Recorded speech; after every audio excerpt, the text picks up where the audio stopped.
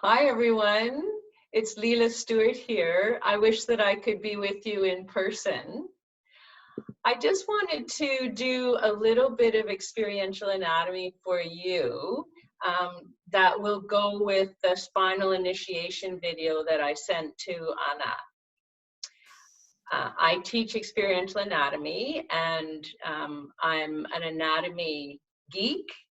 And the reason for that is I have seen over and over and over through many, many years that when people understand a little bit more about their own structure and can develop a felt sense of it, so the interoceptive sense of that, then that feeling changes movement, changes alignment, changes breath. And so for the spinal initiation video, I'd like to do a little preface of some of the spinal anatomy. So I've got my spine here. And experiential anatomy is it has 3 steps in it. So the first step is to learn it. So I'll tell you a little bit about it. And then the second step is to feel it in yourself. And the third step is to integrate it into movement and into your activities of daily life and your practice, whatever it is, Pilates or yoga or dance, whatever. And so that's what the video is about, the spinal initiation video is about. So the spine is quite an amazing structure. And as most of you probably know, there's 24 different vertebrae, 7 cervical, 12 thoracic, and 5 lumbar. And if you look at the shape of them, I'm hoping that you can see this well enough. There is a difference from the structure of the top cervical ones and the bottom lumbar ones.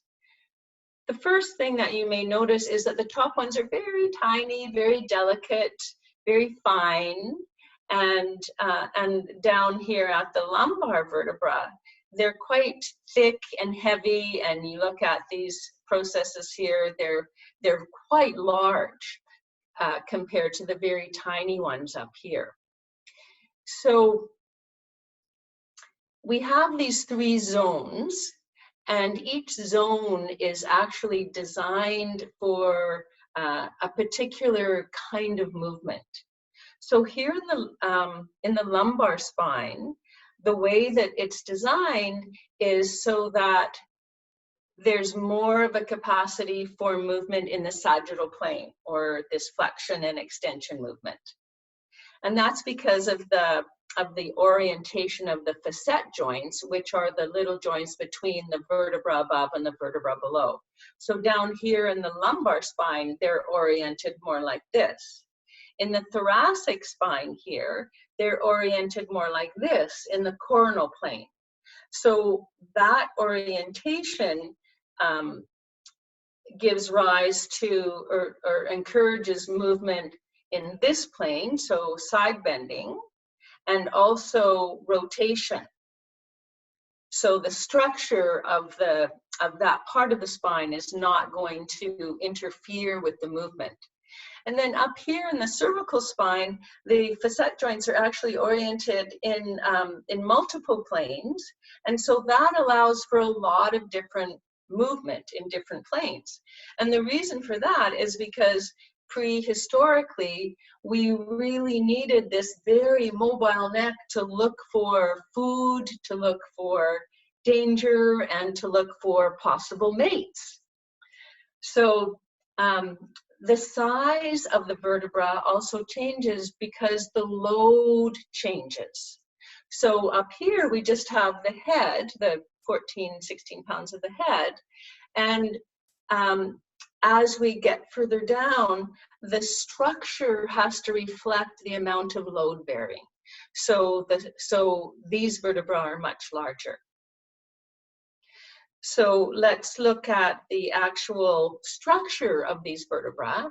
And each vertebra is composed of a bony spool That's the body of the vertebra, except for C1 doesn't have one of those, but all the rest of them do. And you can see they get progressively larger and thicker.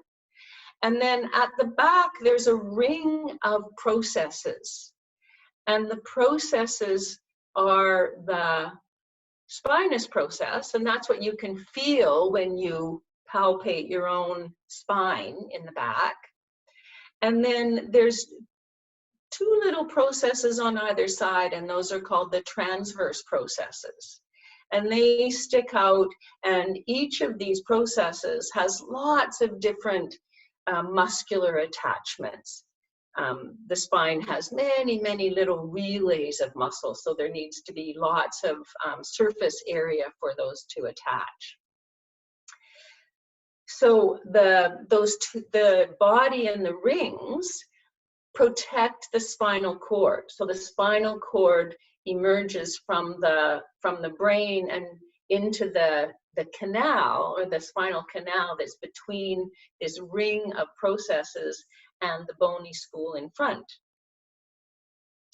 So as when we're in the womb, we're actually in a C curve, and it's only as we start lifting our head when we're anywhere from 1 day to 6 weeks old that the cervical spine starts being patterned, and then the lumbar spine starts to be patterned as we lie on our stomach and move our legs, and then gradually as we get a bit older start to push ourselves up to standing. So if those patterns are interfered with when we're young, we can have a lack of proper patterning of those lumbar curves as we get older.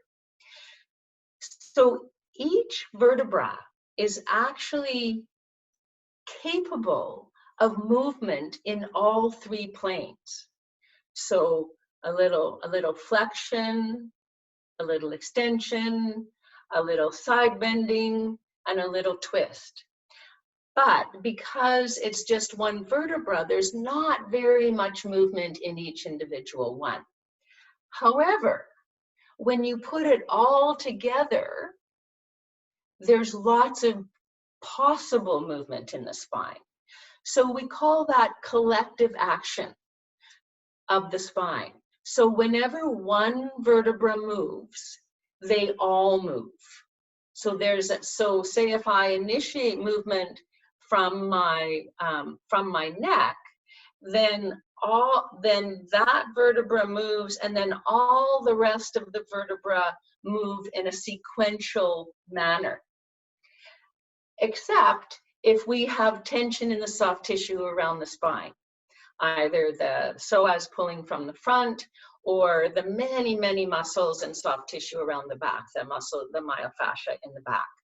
So what we want to do in terms of experiential anatomy is to repattern the movement possibilities, not just of each vertebra, but of the zones. So in the following video, I'm going to be asking you to move from different places, not necessarily from different vertebra, but we could repattern that too. That could be another video. But as you play with the movements in the spinal initiation video, I'd like you to first do a little preliminary practice. And that's to, first of all, put your hand behind your back, both from the top and then from the bottom, and feel each one of those spinous processes, as many as you can feel. Or you can get someone else to do that for you. And if you're lying over an exercise ball or in a very relaxed position, it's much easier, because not only can they touch the spinous processes, but they can also wiggle them for you. And that helps the brain to locate the structure in the body and in the nervous system. And so the spinous processes will initiate movement in flexion and extension. So when you flex the spine, you can see that the bodies of the vertebrae are coming closer together in the front. The discs are getting squished a little bit in the front, and the spinous processes are moving away from each other in the back.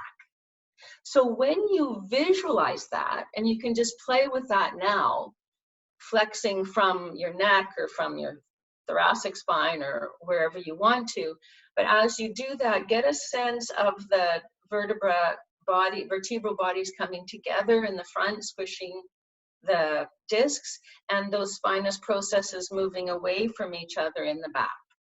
So when you can visualize that, then that makes your movement more precise, and it wakes up the intelligence of that part of your spine.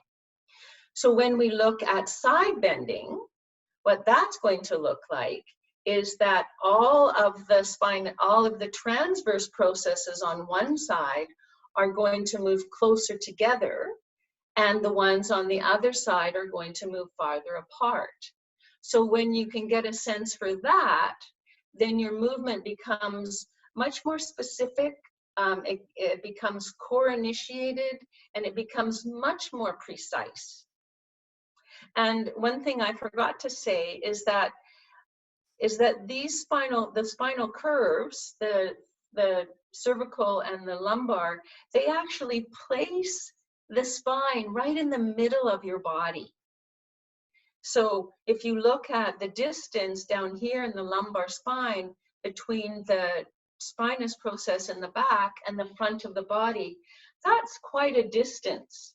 And so your spine is actually in the middle of you, and you can get that sense of some structure in the middle of you that can actually give you support and that you can initiate movement from. So the last movement is going to be rotation.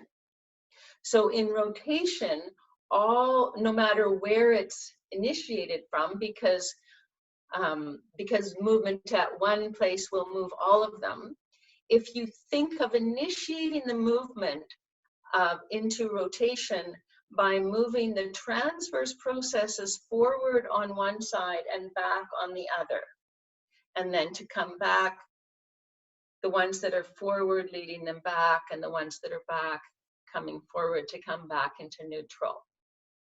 So that's the kind of felt sense of movement initiation that I invite you to play with in the spinal initiation video.